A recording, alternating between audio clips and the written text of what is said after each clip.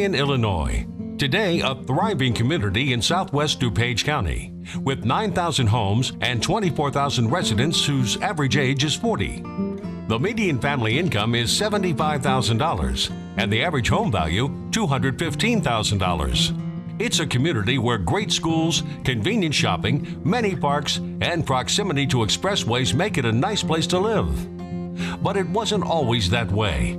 And looking back on the 40th anniversary of Darien, let's hear how it began in the words of those who were there. Sam Kelly, Elmer County, Gene Coling, Lil Brown, and Miriam Hawken.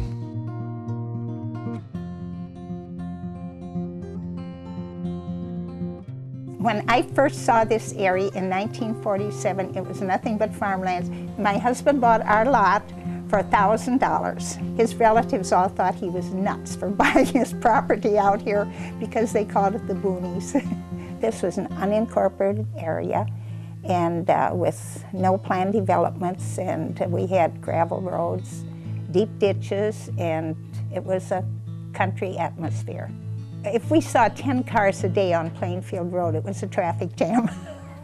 As Miriam points out, in the early 1950s, Darien was no more than a few farms.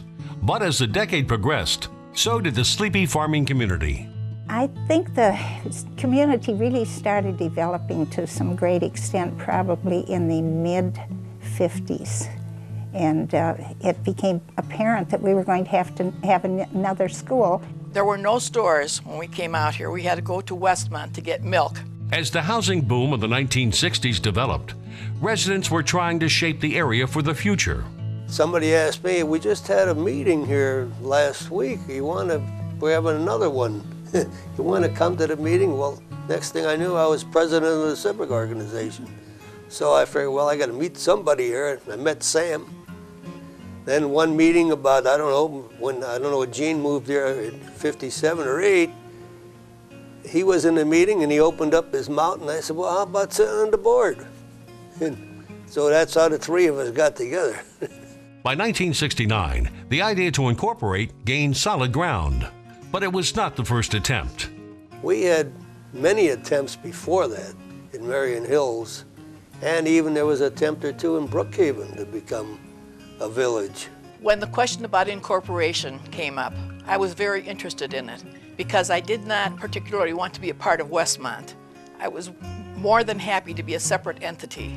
The reasons for incorporation were many, and that was police protection, better roads and streets, and to get money back on sales tax revenues to benefit our own community. While incorporating was a popular concept, it did present some obstacles.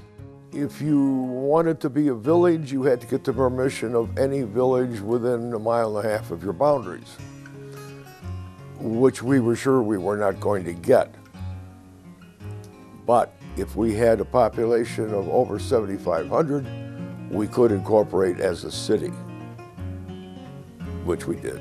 Now the organizers moved swiftly to gain the approval of several independent communities that they hoped would become the newly united city. The communities being considered were Marion Hills, Clairfield, Hinsbrook, Brookhaven, and Nottingham. The boundaries of the new city comprised the outlines of the 4 homeowners associations that incorporated. The boundaries of the city were basically 83 on the east, Frontage Road on the south, Manning on the west, and 67 on the north. The key individuals involved were Del Hyinger from Hinsbrook, Sam Kelly from Marion Hills, Charlie Swartz from Brookhaven, Bob Maxwell from Clairfield, and then we hopped over to Ray Clowder from Nottingham. These were the key people because the way we set our organization up was that the leaders were going to be the 5 presidents of the homeowners groups. Now with leaders emerging and a plan to incorporate as a city rather than a village, things seem to be coming together. It was time to let the people decide. The residents voted in a straw poll, and this is how we determined what we were going to do. And the straw poll turned out that we had three choices. We had incorporation, annexation, and status quo, meaning don't do anything. And incorporation won out in the straw poll. After the straw poll, we held an election, which was favorable by 42 votes, and I was quoted in the paper saying it was a landslide. The next step to form the city and let it begin was the election of a mayor, city clerk, city treasurer, and the alderman. That's the people who were elected. I remember that election when they had that big long ballot, and they had bullet voting. You could either vote for 1, 2, or 3, and depending if you voted for 1, 2, or 3, that's how many counts they got.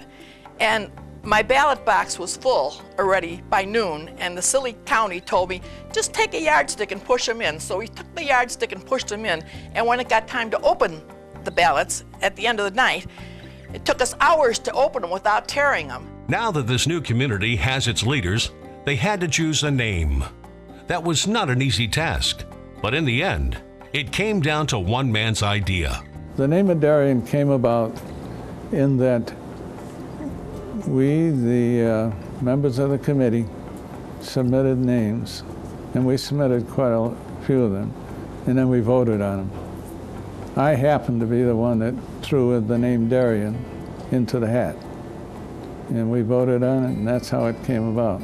I might add that I wrote to Darien, Connecticut, asking if they'd be a sister city of us, and they said, no way. What I liked was that it was a place that I used to hitchhike through, and that's in Darien, Connecticut. And it was a unique name to this area, and we were looking for that. First City Hall was located in an old Lace school, which, you know, at one time was the original school for this area. And we had to share it, the City Hall was shared with the city police department. It needed painting, and the policemen got together and had a bunch of surplus paint, and they painted the inside blue. And that's how Darien became, that's our color, blue. Now that Darien was incorporated and had its own government in place, it developed its own personality, and the harmonious feeling that came through was signified with a slogan, which became Darien's motto. The expression, it's a nice place to live, I believe, came from Irv Sorovi, who at the time was part of the Darien Chamber of Commerce, as I recall. That's the way I remember it. In spite of what Sam says, I think the slogan, a nice place to live, came from Al Stramalia, one of our former mayors, who really was a booster really a big booster for Darien. Now, 40 years later, what started out as a dream in the eyes of a few people has become a reality. I think Darien has become a better place to live. We still have a long way to go that we can go, but we have done tremendous strides in the years that we've been here. We got a good park district, we got a library, which is fantastic. A lot of communities don't even have that, and we're only 40 years old, you know, so we're going. I think the city keeps on going up. We were hoping it would become a good community to live in, and with the proper zoning laws. We didn't have any other big ideas other than that, to build a good city. But that's good enough. And in the words of Lil Brown, one of the best things about Darien today is You don't have to go to Westmont to get milk anymore.